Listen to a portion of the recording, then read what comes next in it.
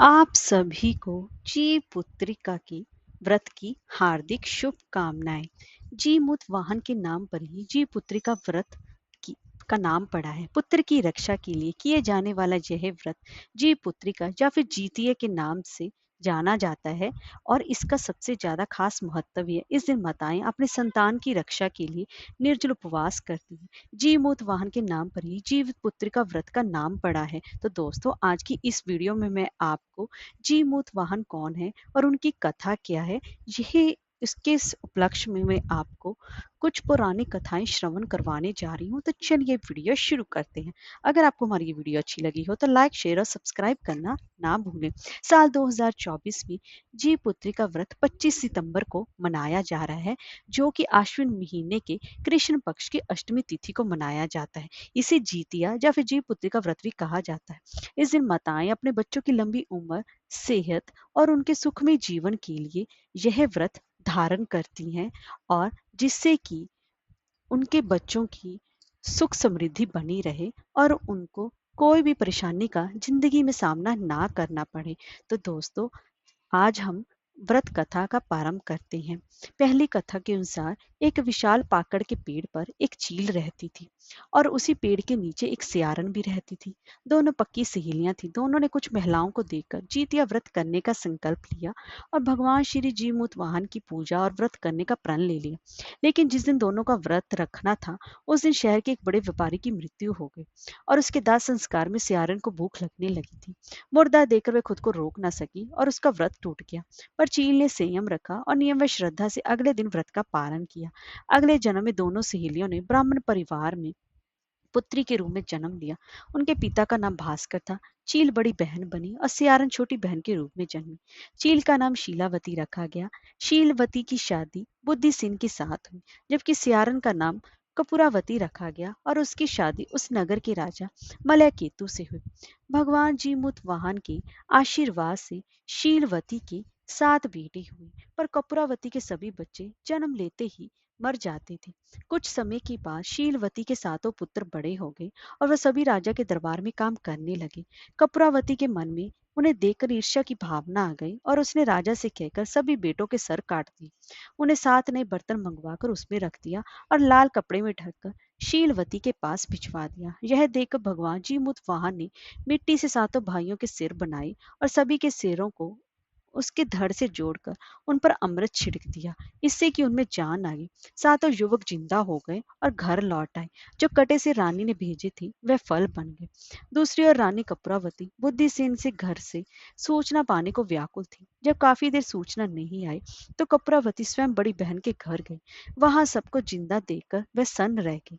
जब उसे होश आया तो बहन को अपनी सारी बात बताई। अब उसे अपनी गलती पर पछतावा हो रहा था। भगवान जीमूत वाहन की कृपा से शीलवती को पूर्व जन्म की याद आ गई और वह कपूरावती को लेकर उसी पाकड़ के पेड़ के पास गई और सारी बातें बताई। कपूरावती बेहोश हो गई और मर गई। जब राजा को इसकी खबर मिली तो उन्होंने उसी जगह पर जाकर पाकड़ के पेड़ के नीचे कपूरावती का दाह संस्कार कर दिया। और इसी तरह कपूरावती फिर कपूरावती के उसके जन्म के बाद वे इसे कहानी को चील और सियार, जाने की चीलो सिहार की कहानी के नाम से जाया जाना जाता है। अब मैं आपको दूसरी पौराणिक कथा श्रवण करवा रही हूँ। गंधर्वों के राजकुमार का नाम जीमूत वाहन था। वे बड़े उदार और परोपकारी थे। जीमूत वाहन के पिता ने वृद्धावस्था में वानप्रस्थ आश्रम में जाते समय उनको राज सिंहासन पर बैठाया, किंतु इनका मन राजपाट में नहीं लगता था। वह राज्य का भार अपने भाइयों पर छोड़कर स्वयं वन में पिता की सेवा करने चले गए। वन में ही जीमूत वाहन को मलयावती नाम की एक राजकन्या से भेंट हुई और दोनों में प्रेम हो गया। एक दिन जब वन में भ्रमण करते हुए जीमूत वाहन काफी आगे चले गए, तब उन्हें एक वृद्धा विलाप करते हुए दिखी। पूछने पर वृद्धा ने रोते हुए बताया कि मैं नाग वंश की स्त्री हूँ। मुझे एक ही पुत्र है। पक्षीराज गरुड़ के कोप से मुक्ति दिलाने के लिए नागों ने ये व्यवस्था की है कि वे गरुड़ को प्रतिदिन भक्षण हेतु एक युवा नाग सौंपते हैं। आज मेरे पुत्र शंखचूड़ की बलि का दिन है।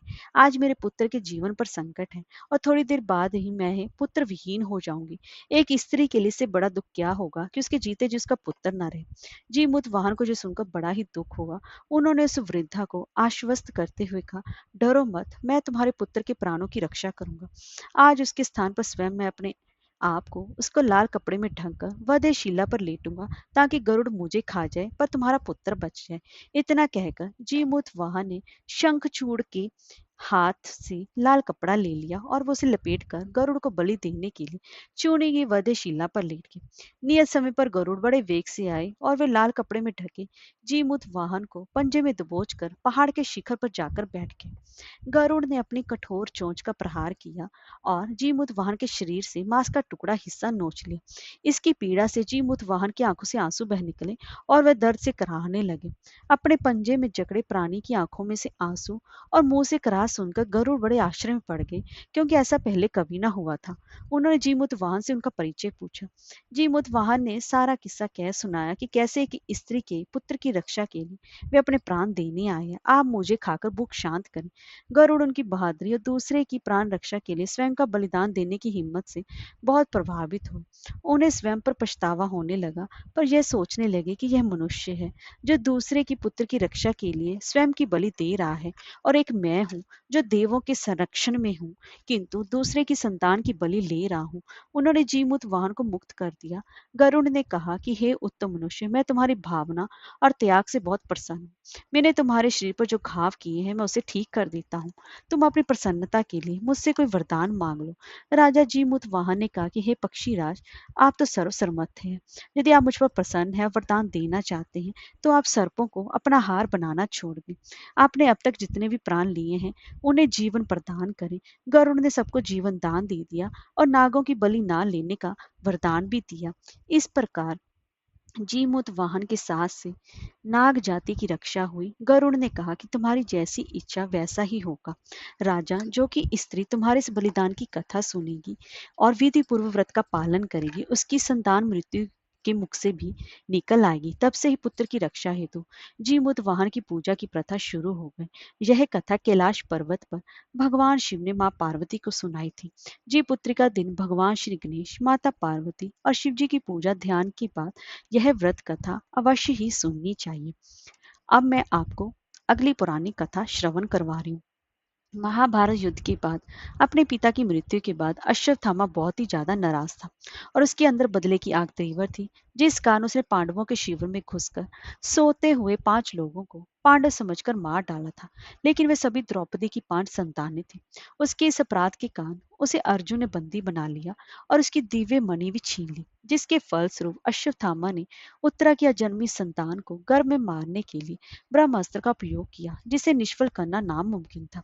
उत्तरा की संतान का जन्म लेना आवश्यक थी, जिस कारण भगवान श्री कृष्ण ने अपने सभी पुण्य का फल उत्तरा की अजन्मी संतान को देकर उसको गर्भ में ही पुनः जीवित किया। गर्भ में मरकर जीवित होने के कारण उसका नाम जी पुत्रिका पड़ा और आगे जाकर यही राजा परीक्षित बना। जय हो जी पुत्रिका भगवान की।